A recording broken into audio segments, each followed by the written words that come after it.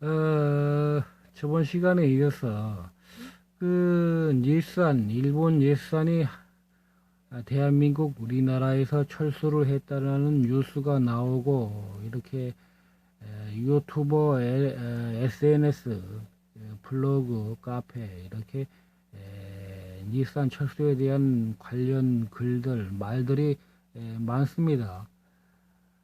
닛산이 우리나라 사람들은 닛산이 뭐 일본 차가 뭐 좀 뭐 안 팔렸다 이렇게만 생각을 차가 아마 좀 뭐 안 팔려서 우리나라에서 철수를 하는 모양이다 이렇게만 생각을 하는 사람들이 있을 것입니다. 일본 차가 안 팔린 일본 차가 우리나라에서만 안 팔려서 철수를 한 것이 아닙니다. 우리나라 사람들은 일본 차의 분위기, 일본 차 제조업의 분위기, 일본 차 제조사들의 상황, 일본 차 시장, 전 세계 자동차 시장 이런 것들을 모릅니다. 물론 아는 사람들은 다 알겠습니다만 모르는 사람들을 상대로 이렇게 얘기를 하는 거 지금 하고 있는 것입니다. 일본 차가 우리나라 사람들은 아직까지도 과거에서 살고 있습니다. 아직도 우리나라 사람들은 일본 차가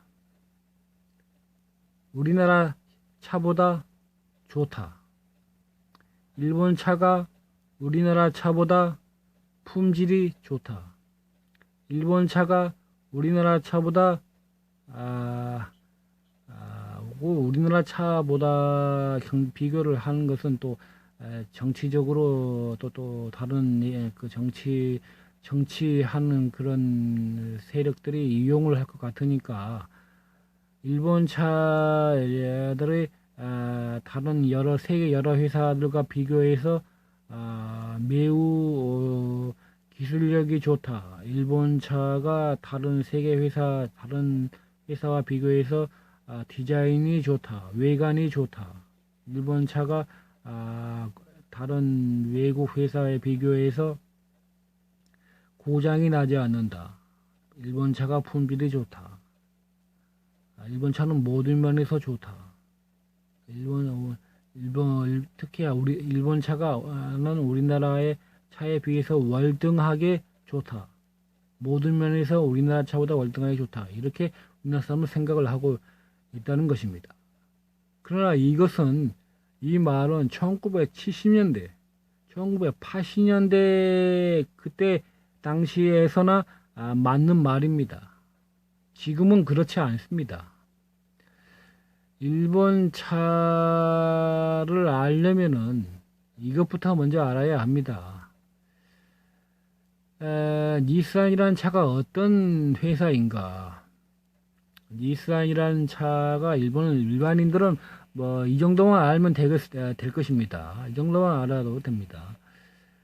닛산이라는 차는 우리나라 사람들이 닛산이라는 차가 일본 내에서 1970년대에는 토요타 다음가는 일본 내수 시장에서 판매 순위가 토요타 1위가 토요타, 2위가 닛산.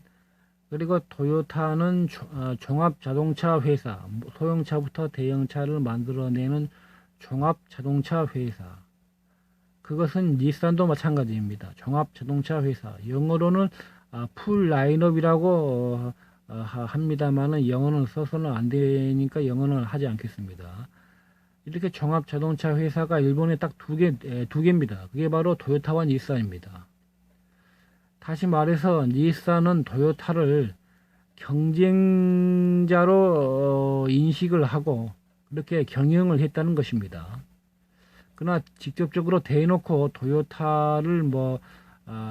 직접적으로 토요타를 가리켜서 그렇게 강하게 경쟁을 하려고 하지는 않았습니다. 그것은 뭐 닛산에 근무하는 사람들이 그 정도로 바보는 아니라는 것입니다. 닛산이 1970년대에도 그렇게 그때 당시에도 이미 닛산은 토요타를 넘볼 수가 없는, 추월할 수 없는, 경쟁을 해서 추월할 수 없다는 것을 자기 자신도 알기 때문에 그렇게 얘기를 하지 않았습니다. 그러나 일본과 방송과 언론에서 1970년대 일본 내수 시장에서 방송과 언론에서 닛산은 기술의 닛산, 토요타는 판매의 토요타는 판매 마케팅을 잘해서 자동차 판매량이 많다. 닛산은 기술력이 높다. 닛산이 기술력이 높은 것은 그런 말은 일본 내수에서 방송과 언론에서 홍보용으로 했던 말입니다. 자동차가 가장 잘 팔린 회사가 기술력이 높겠으니까 자동차가 팔리지 않는 자동차 회사가 기술력이 높겠으니까 이것은 지나가는 길도 아는 것입니다. 그럼 왜 닛산을 기술의 닛산, 판매의 토요타, 이것은 이런 말을 했을까요? 이것은 어디까지나 홍보용 문구였습니다. 방송과 언론을 통해서 자사를 홍보하는 선전 문구였습니다. 기술의 닛산, 판매의 토요타. 그래서 왜 닛산을 기술의 닛산이라고 했느냐? 그것은 닛산이 1960년대 일본의 그 전설의 스포츠카라고 일본 방송과 언론에서는 자기 자신을 자화자찬을 합니다. 전설의 스포츠카 프린스. 그 프린스라는 회사를 인수를 한 회사가 닛산이었습니다. 그래서 닛산은 스포츠카가 그 기술력을 그렇게 과시를 할 수 있는 것이 스포츠카이고 또 스포츠카가 분명하게 기술력이 조금 필요한 것도 사실입니다. 그래서 스포츠카는 기술이 여기 있어야만 생산을 할 수가 있다. 이렇게 사람들은 알고 있고 그 말도 사실이긴 합니다. 그래서 닛산이 프린스를 인수해서 닛산이 이 프린스란 회사 때문에 닛산이 하루아침에 기술의 닛산 이런 말도 안 되는 그런 이런 말이 나오게 된 겁니다. 어디까지나 이것은 그 홍보를 하기 위해 기술의 닛산, 판매의 토요타 이런 말들이 자사 방송과 언론 그 홍보에서 홍보 그 부서에서 사용을 했던 것입니다. 그러나 이것도 어디까지나 70년대에서나 해당하는 이야기입니다. 이미 70년대에 닛산은 토요타를 넘볼 수 없는 것도 분명하고 거대한 산이었습니다.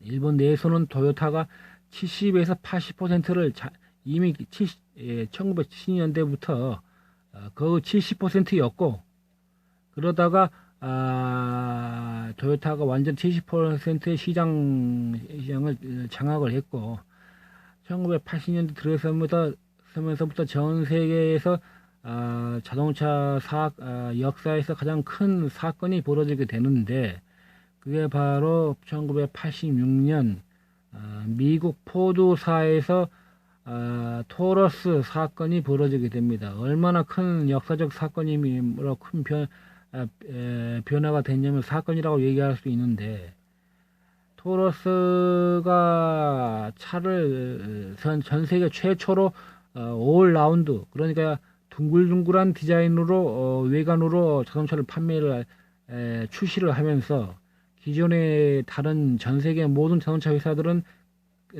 그때까지만 해도 모두 각진차 현대의 그 각그랜저와 같이 각진 상자 모양의 각진 형태였습니다. 그러니까 한순간에 기존의 차들은 옛날 차가 되어버렸다는 것입니다. 이 이야기를 왜 하냐면은 그 후로 토로스가 둥근 차가 나온 후로 일본에서 부랴부랴 5월 라운드 둥근 차를 출시를 하게 됩니다. 유행에 뒤지지 않게 하려고. 그래서 그 일본 차가 각진 형태에서는 토요타와 닛산이 둘 다 차량이 보수적인 그런 차이기 때문에 디자인이 그렇게 크게 확연하게 누가 좋다 누가 나쁘다 그렇게 둘 다 차 모양이 옛날 보수적인 차이기 때문에 그렇게 의미가 없습니다. 그러나 차가 둥그러지면 차를 내놓기 시작하면서부터 자동차의 디자인의 우위가 확연하게 발견할 수 있을 정도로 차이가 나게 됩니다. 토요타의 디자인이 확연하게 우수하고 닛산의 디자인은 확연하게 형편없는 디자인으로 나락으로 떨어지는 그런 상황이 완전히 고착화가 됩니다. 그리고 그때 당시에 또 80년대 그때 당시에 맞물려 가지고 또 하나의 큰 사건이 벌어지게 됐는데 항상 북미 그러니까 미국, 캐나다, 멕시코까지 포함을 한 것을 북미라고 합니다. 미국에서 일본 차량의 판매 수지가 1위가 토요타하고 2위가 닛산이었는데 갑자기 혼다가 2위로 치고 올라옵니다. 그리고 닛산은 3위로 추락을 하게 됩니다. 혼다가 어코드란 차량으로 엄청난 판매를 하면서 2위로 올라서게 되고 닛산은 3위로 추락을 하게 되고 다시는 회복을 하지 못하게 됩니다. 판매량은 계속 떨어지게 됩니다. 그렇게 해가지고 90년대 말까지 쉬지 않고 계속 나락으로 판매량이 떨어지게 됩니다.